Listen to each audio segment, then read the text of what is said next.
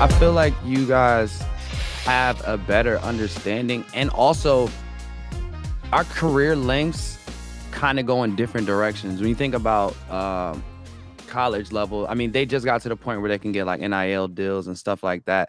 But you guys kind of like, and I think of people like a Ricky Rubio, right? Who I seen play Mm, from like 14, I guess, on mm, Spain all the way until he came over to the NBA, right? And he even took an extra year after the draft. It seems like the structure over there, you guys get to do like NBA level things a bit early on a mm. smaller scale, if you get what I'm saying, right?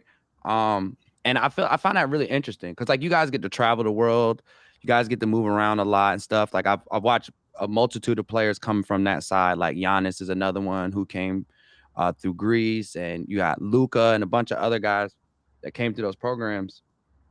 And Right. it just to me, it just seems like you guys start at like a higher level, Mhm. and so the length of your careers kind of start, in my opinion, at like 15, 16, right? And then you guys, if even if you end out at 23 or 24, I feel like it's about the same length as an NBA career is my Yeah, assumption. I get what you're saying, and I guess the whole reason behind this is we start playing with grown up men at that age if we are Yeah. playing good, because we have. So I was talking about the youth league, but then we have three pro leagues. The Lithuanian basketball league, then the national basketball league, and then the region basketball league. So we can start playing in those region basketball in this region basketball league without being like very good just yet. But if you are, let's say, you are 16 years old and you're one of the best in your team, they're gonna just put you in the region basketball league to start competing against those grown people, grown adults. So it does contribute because you get to experience the physicality of the grown man at the pretty early level, at the Yeah. pretty early age. Whereas, correct me if I'm wrong, but there are no such schemes in place in the United States. I Sure. did play, like I didn't touch on that, but I did play in the United States as well. Like, I had a basketball scholarship at this school called Trent International, which was placed in Houston, Texas. Okay. So I am aware of, at least on a surface level, on what's AAU, what's how does the basketball structure looks there. So yeah, so it is advantage for the Europeans to be able, Yeah. to touch that physicality at a pretty young age.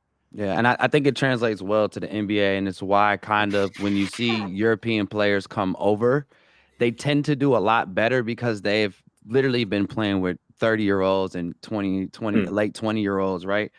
Since they were young, like you were saying.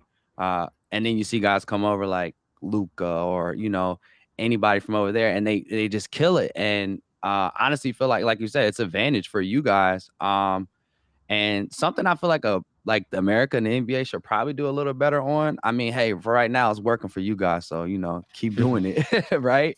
Um, right. but definitely a very different kind of like parallel there on how the careers start and like the amount of challenge you receive before you actually get to the point of being like top tier level athlete. So Yeah, yeah. Well, maybe just I think both of these structures has its pros and cons. When it comes to European players, the rule of thumb is that they are not that good at the one versus one game. They more about strategic plays. yeah, So team that's why ball. you see, yeah, team ball. That's why you see that Americans have way bigger talent when it comes, to the individual capabilities. We are putting more and more focus on that, but things like athleticism plays a big role. And we're not too athletic. Say not only country but world continent. Of course, there are exceptions, but the ratio of stars, let's say, I think, or maybe not stars, but I'm interested. I never checked this, but I'm interested in the ratio of basketball players who are from United States and who are from Europe right now in NBA. Have you It's ever checked crazy. on that? I was just kinda, like, doing research on that to kinda, Oh, like, really? figure Nice. things out. Yeah, and, I haven't got too deep into it, so I can't really discuss it, like, in totality, but, Mm. That is very interesting to me too. Like, and I honestly feel like I think we had this conversation earlier in our meeting is basically like if you look at the top 5 players in the NBA Yeah, right now, at least three of them are from Euro, right? They're from the Europe right League, now, right? yeah. Yeah. So I mean, you two names off the top. I mean, Luca and Joker right there. You got two of the Giannis, top dogs in the league. Two people you don't want yeah, to see in the fourth quarter with a close game. Two people you don't want to see with the ball in their hand because you know what can happen. I mean, it happened to my Orlando Magic's last year.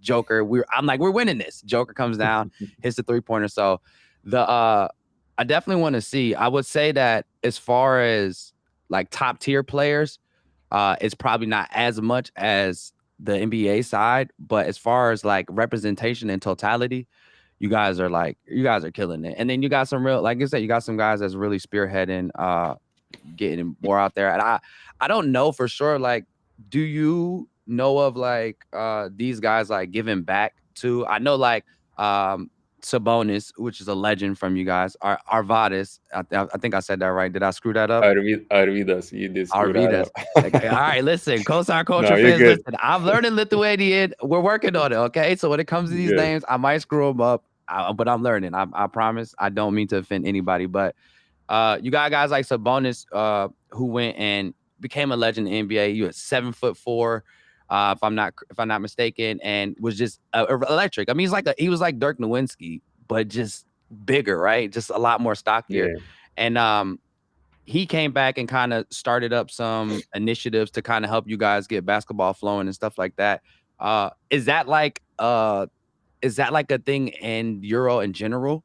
Like with the Euro League, is it like Luca and the rest, Dirk and the rest of these guys? Do they all come back and kind of like help the newer generation move forward?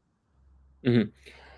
I don't really have an answer to this in terms of because I'm not really following what exactly they are doing off the court as of Hmm. right now. But I think Yeah, what's obvious is that they play a huge role model role yeah, from from representation.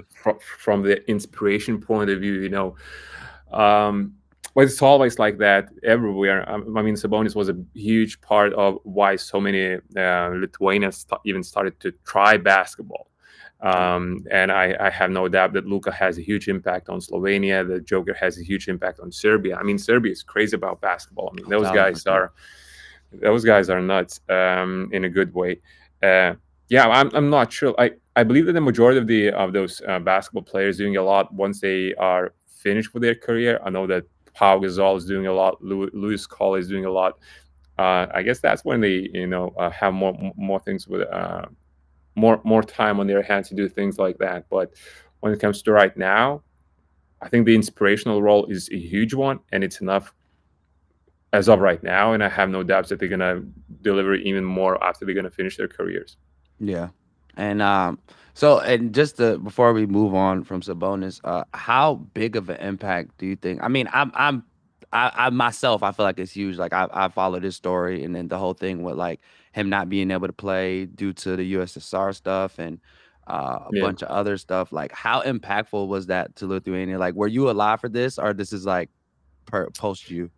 Yeah, no, yeah, I was alive. I wasn't alive through the whole time, through the whole sequence of events, but I wasn't at that age where I was understanding what's happening. But the funny thing is that whenever I'm let's say me and my mother, we are going on the streets, we meet some friends who we didn't meet for quite some time, and my mother is saying, Here's my boy, he's playing basketball," and everybody all the time saying, "Oh, so he's the next Sabonis. Oh, he's the next Sabonis." Let's go. And I was hearing that name the whole time, even without understanding what exactly that means from the very very early age.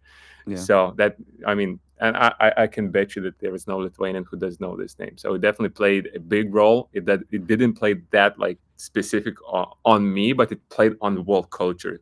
Yeah. So, Which which I feel like again, it trickles down to you, right? Like exactly, uh the hype of everything and like it's something that you grew up into. I mean, you weren't in the exact generation, but that generation was motivated by him, which created this basketball exactly. culture, which and nurtured the next generation, right? So cool to see. And then you guys did get another Sabonis. You got DeMontis in the league. Shout out DeMontis, one of my favorite players Uh, to watch. I love watching him and De'Aaron Fox over at the Kings. They're doing a really good job over there.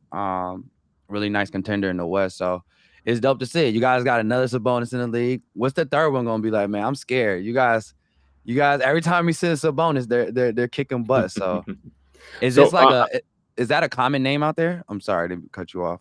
no, it's okay. It really isn't. This is the only Sabonis family I know. I know at all. So no, it really isn't.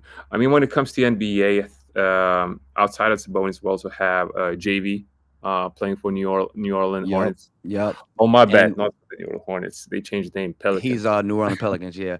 But Yeah. they just won the FIBA World Cup too. The Say it Lithuanian again. team. They just J JV. JV and the rest of the team just won the FIBA World Cup against the USA last year. Yeah, they won the game. They didn't win the World Cup. Oh, they didn't win But just the game. Okay, I'm sorry. no, they won just the game. The Germans were the ones who Germany. You're right. Were the Dennis one. Schroeder and Franz Wagner, Yeah, which is crazy because Franz Wagner's on my team. I don't know yeah, how I yeah. just said that's a world champ, but a hell of a game though. Hell of a game. Those 100%. dudes are like teamwork is so like I don't under. It's like all of them are synced up to like a chord and they all can like communicate without even have to say anything. It's amazing to Yeah, watch as a basketball fan who's been watching basketball for almost 30 years now, right? It was lovely to see. I'm a real team guy. Like when I played basketball, didn't have a long career. My career stopped at like the AAU stuff. But I played a lot of sports all the way up into high school, and I'm very huge on team, very huge on like the camaraderie and everything about it. And I think Lithuania shows a really good example of that as far as like just ball and in general and the team and the culture as well. So very excited. I mean, I've been learning so much about Lithuania. I honestly have to come out there and I have to come out there now. We gotta make something 100%. happen. Me and Simon to make something happen. Maybe I'll head out to a Lithuanian basketball game, kind of show you guys this intense like environment that we're talking about.